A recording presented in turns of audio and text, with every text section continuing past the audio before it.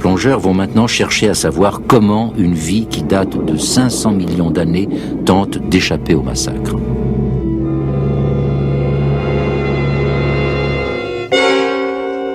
Ici, dans ce qui fut jadis un Éden, le serpent marin sera peut-être bientôt le seul survivant.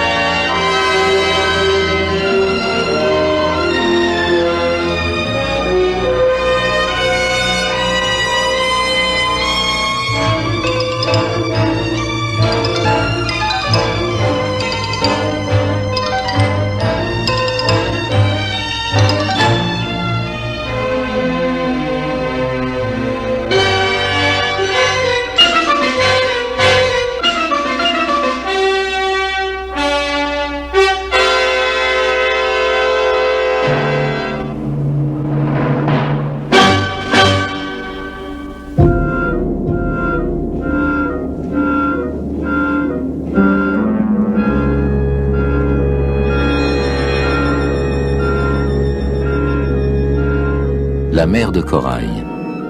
Ici, dans le Pacifique, que Darwin a appelé le plus vieux des océans, survivent des formes primitives de la vie aquatique. Pour étudier certaines de ces créatures qui ont été rarement observées, Cousteau a loué un bateau, le Pilou Pilou, qui explorera les eaux côtières de la Nouvelle-Calédonie. Au premier coup d'œil, le paradis tropical de Nouméa paraît étouffé sous les poussières et les scories.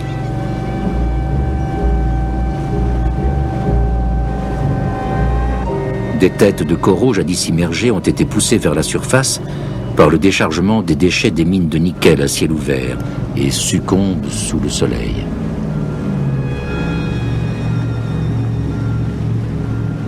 Cette région industrialisée du lagon est en train d'être étouffée et détruite. Nous nous demandons quelle est l'importance des dégâts provoqués chez les animaux marins et surtout que devient le nautile, cet animal presque légendaire qui a survécu tranquillement pendant 4 à 500 millions d'années. Et les plongeurs vont d'abord évaluer les dommages causés aux animaux marins des faibles profondeurs à proximité de la zone la plus contaminée.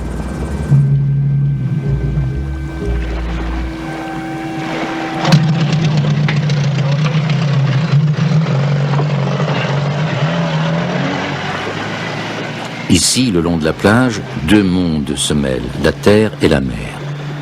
Ces hauts fonds servent de refuge aux animaux fouisseurs du rivage et sont également accessibles à ceux qui viennent du fond du lagon pour creuser le sol. Dans ce milieu ingrat et négligé, le chef plongeur Dominique Zumian va tenter d'évaluer l'impact des activités minières.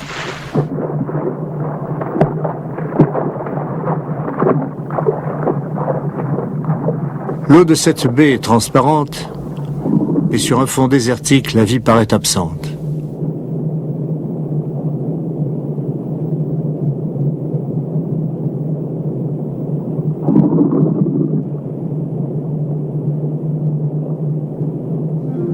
Soudain, des traces laissées par de mystérieux animaux. Mais où sont ces animaux ?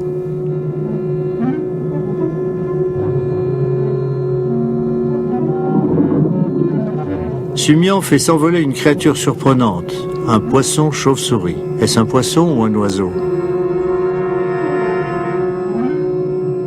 Puis l'eau se trouble et Zumian découvre un nombre inattendu de terriers creusés dans une plaine de boue. Quel genre de vie subsiste dans ce sédiment? Les plaines monotones de l'océan n'offrent aucun abri naturel.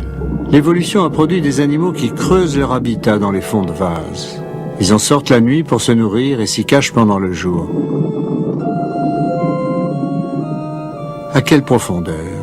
Quelle est l'efficacité de cette architecture souterraine?